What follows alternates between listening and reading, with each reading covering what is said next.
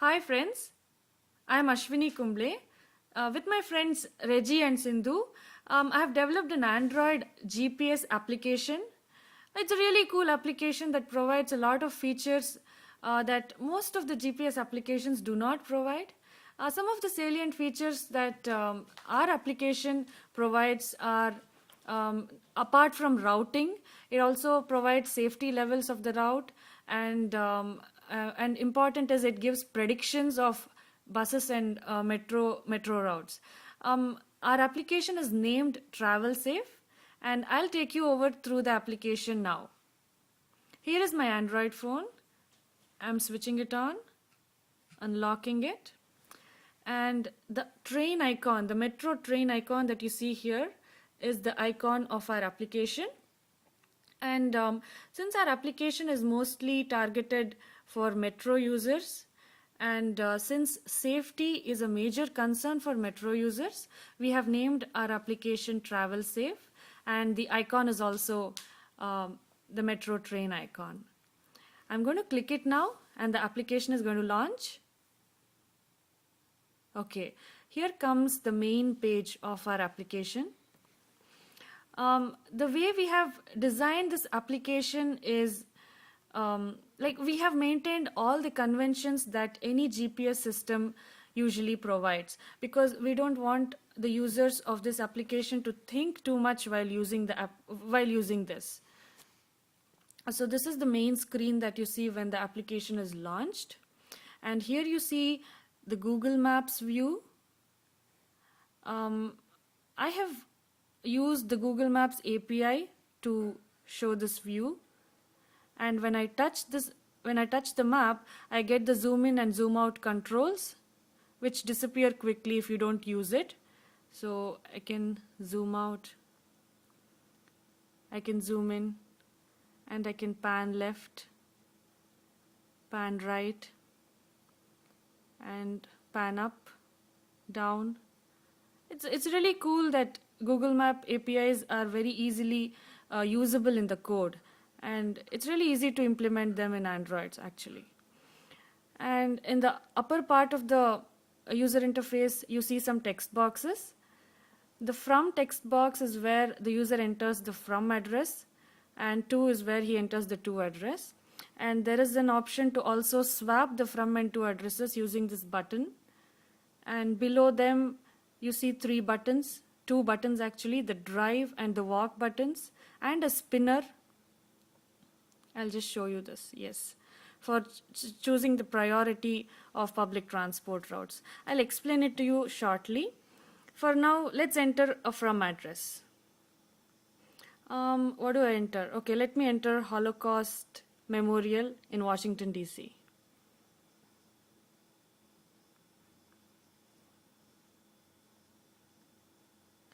And this is a really cool feature that Android provides. It provides options for auto-completing the text. As you see here, Android is suggesting me what to choose. Okay, I choose Holocaust Memorial. And the user also need not use any commas or anything to separate words in the address. Space is also very well recognized as a word separator. Okay, Washington, I see Washington here. Washington, D.C., okay. Okay. Now, the to address, I can put the to address as the Judiciary Square, again in Washington, D.C. Yeah, I forgot to mention that we have implemented this application only for the DC metro area for now, but we can always scale up this application to be used in other areas of United States as well. So Judiciary Square. Okay, I see that here. Washington, D.C. So since it's not very convenient to type on the touchscreen phones, usually any phone with a touchscreen offers very good auto-completion features.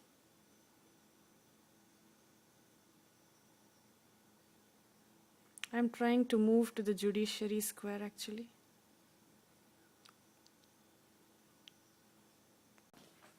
Okay, I have now entered Holocaust Memorial, Washington, D.C. as the from address and Judiciary Square, Washington, D.C. as the to address. Of course, Washington, D.C. is hidden in the text box. It's not visible there. Now, if I click on the drive button, it shows the route to reach from Holocaust Memorial to Judiciary Square, and it plots the route on the Google map. Let's see how this happens. Okay, here it comes. The blue flag that you see is an overlay that I have used to indicate the from address, and the blue line that you see that's highlighted here on the map is actually the route. And as you can see, the map is really responsive. It's responsive and it's easy to navigate. It's easy to pan left and right and zoom in and out. So the green flag that you see there is another overlay for the destination.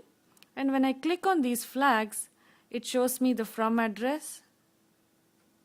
And again, the same thing. When I click on the green flag, it shows me the to address. In case you just want to make sure you've entered the correct address.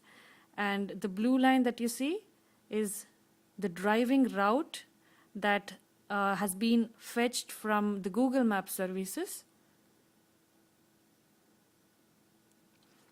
And now, if I click on the walk button, it should plot the walking directions. You might say the driving directions and walking directions are the same, but this is really an intelligent service which returns the shortest path for walking directions and the most convenient path, like probably the quickest for the driving mode.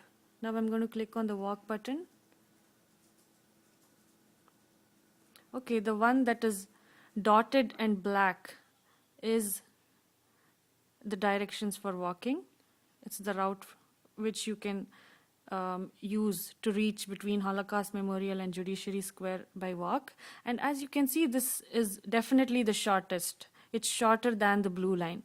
The blue line goes only on roads and on those roads that help you reach the destination faster, and the black lines reduce the time of your walk. Now, if I want to reach the same destination from the same source through a public transport mode, I'll have to click on the spinner that you see here, the spinner with the public transport on it. I click on it and it prompts me to select my priority. For elderly people, women with children, or for kids, safety would be the priority. Or for others, who want to reach the destination sooner, probably the time would be their priority. So if safety is your priority, you can select the safety route feature there. And now it's accessing the server. So it's taking some time. Yeah. And now it's showing you a list of the safest route. It's a list of the bus stops, actually, buses and train stops that you will have to take to reach this destination. Actually, the Independence Avenue bus stop is the closest from Holocaust Memorial. So you will have to reach the Independence Avenue bus stop by walk or somehow, and then the closest the closest metro station to Judiciary Square is, of course, the Judiciary Square metro station. So it's asking you to get down there. As you can see, we have implemented this as a list view. If there are I'll come to that later. If there are more elements in this list view, we can actually pan up and down, but it's not needed because we only have these many elements. Now, if I click on any of the list views row, it shows me the the next predicted bus or train, which is a really cool feature.